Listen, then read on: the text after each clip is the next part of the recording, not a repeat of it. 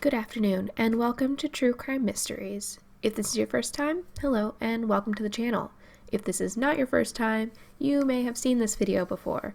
I have redone the audio as per your guys' requests, and I have updated the story and just made it a little bit smoother. Anyway, let's get into it. Monica Jack was an average 7th grader. She was a good student, she had lots of friends, and was well liked. She had 2 older brothers and 3 sisters. On May 6, 1978, Monica joined her siblings to make breakfast and bake cookies for a school fundraiser. Then she was to meet her cousins in town. It was the first time Monica had asked permission to ride about 30 kilometers into Merritt, British Columbia. Although it was a long ride, her mother agreed. It was Monica's sister's birthday, and Monica really wanted to get a gift for her, but no one had the time to drive into town.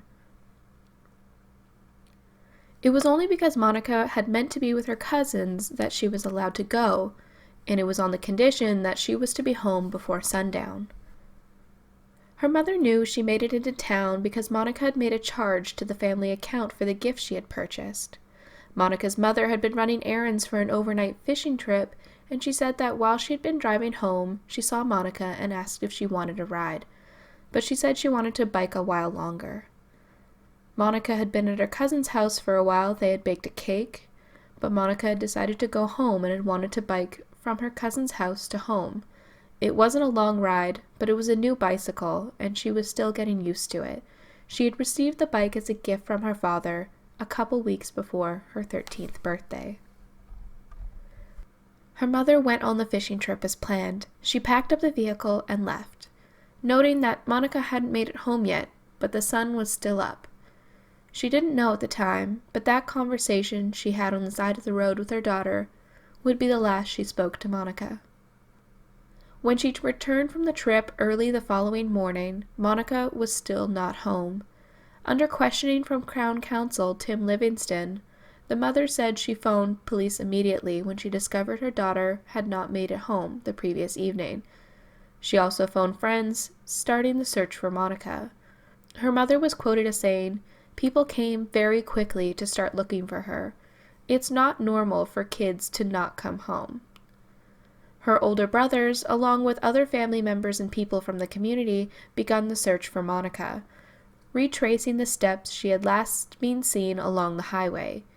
He started walking along Highway 5 towards Merritt along Nicola Lake in search of his sister. About a mile up the road, at a pullout, he saw her bike down an embankment. The brother said the bike was about a foot or 2 from the water's edge. Her brother said that after finding the bike and returning home, he went back to the scene and walked further down the road before finding some children's clothing. He immediately reported his discovery to the police. Police investigated, but little evidence was found on the bike or clothing. In the 70s, the Merritt RCMP collected very little forensic evidence at crime scenes. This was a small town, and it was also on a First Nations reserve. The town didn't have a major crimes unit, and it wasn't equipped to handle such a serious crime. Monica's mother herself pointed out that the police did very little investigating. By the time summer was over, the case was officially cold. The case was eventually transferred to Kamloops RCMP. Old cases that had gone cold are re-examined once a year, and even police investigators from the Historical Homicide Unit in Vancouver have looked at the case. No arrests were ever made. The biggest lead in the case was several eyewitnesses having seen a light green Chevy or GMC truck with a camper, light green or tan with a brown stripe along the middle in the area. Police believe the man seen with the vehicle was responsible for Monica's disappearance, and it was speculated that the police had a single suspect in mind, but there was no evidence tying him to the crime. Their tunnel vision focus on this alleged suspect stunted the investigation, according to some. On June 2, 1995, forestry workers made a gruesome discovery. 17 years after the disappearance of Monica Jack, remains were found. And in early February 1996, Police confirmed the bones and partial skull were Monica's, identified through dental records. Finally, the family was able to do a traditional ceremony on the mountain where the body had been discovered, and that helped the family lay Monica to rest. However, there were still no answers to the questions about what had happened to 12-year-old Monica, and who was responsible. In November 2014, police in an undercover operation made a break. 67-year-old Gary Handlin confessed. Handlin had been a suspect in the initial investigation, but there hadn't been any evidence to tie him. He'd had a vehicle that matched the description, but that wasn't enough evidence for further investigation. He had also been accused of several other violent sexual offenses. Handlin had thought he was talking to a big crime boss running a gang. However, he was confessing to an undercover officer who was recording him. The officer eventually got Handlin to confess to Monica's murder. He was bragging about getting away with it. Tell me what happened here. I'm not exactly sure what happened. I'm not. Probably on a drunken stupor. Do you remember her? No. But obviously. You don't remember anything, you're not going to be much help to me. You gotta work it. I know it was a long time ago. Name, I don't remember her. You must remember what happened. Something happened somewhere, yes. Because I gotta know where we're gonna go here and what we're gonna do. I'm thinking there's a guy in Kelowna, never met him. Yeah. He used to work for me. He's retired. He's not doing too good. He's not doing too good? He's not doing well at all. He's very sick. There's one possibility. There's the contamination thing, but I fucking gotta know. I gotta be able to cover this off. So tell me what you can remember.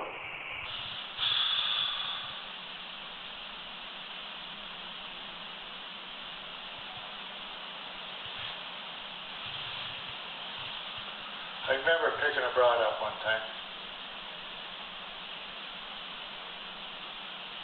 Having sex.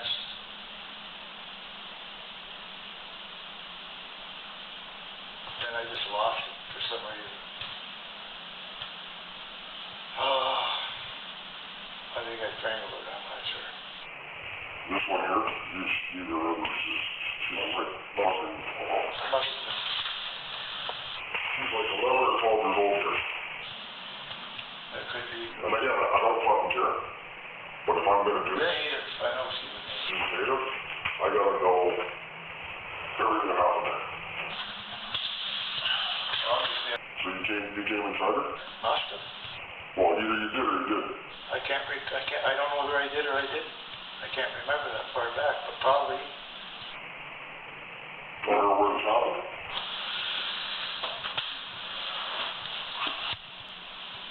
Way up in the interior someplace. Narrowed area somewhere. Okay. What happened after? Do you remember what you did? I left the area. Okay, what did you do with her? Like, I need to know where you went after. Was it with her? What you did with her? Because someone else might have seen you. Like, we gotta cover all that off. Where did? I don't know.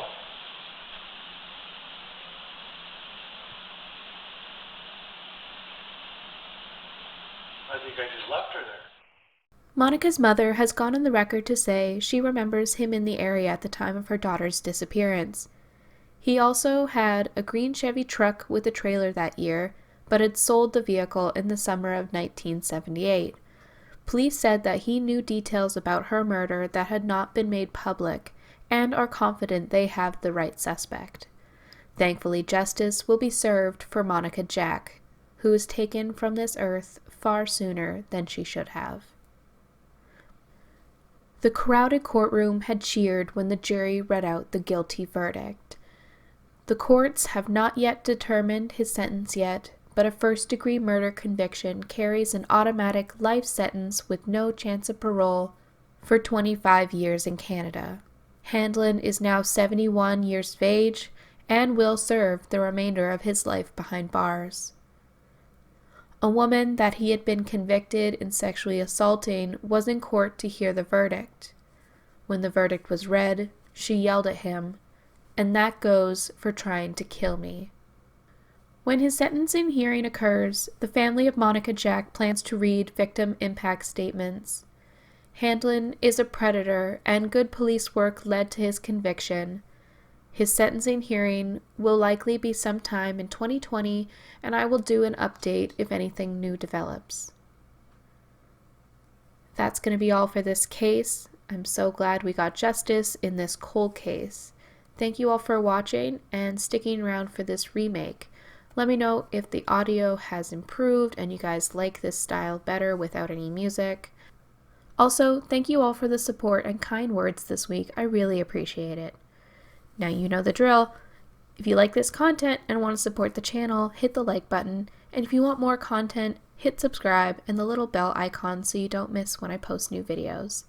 Thank you all so much for watching. I appreciate it greatly. Stay safe.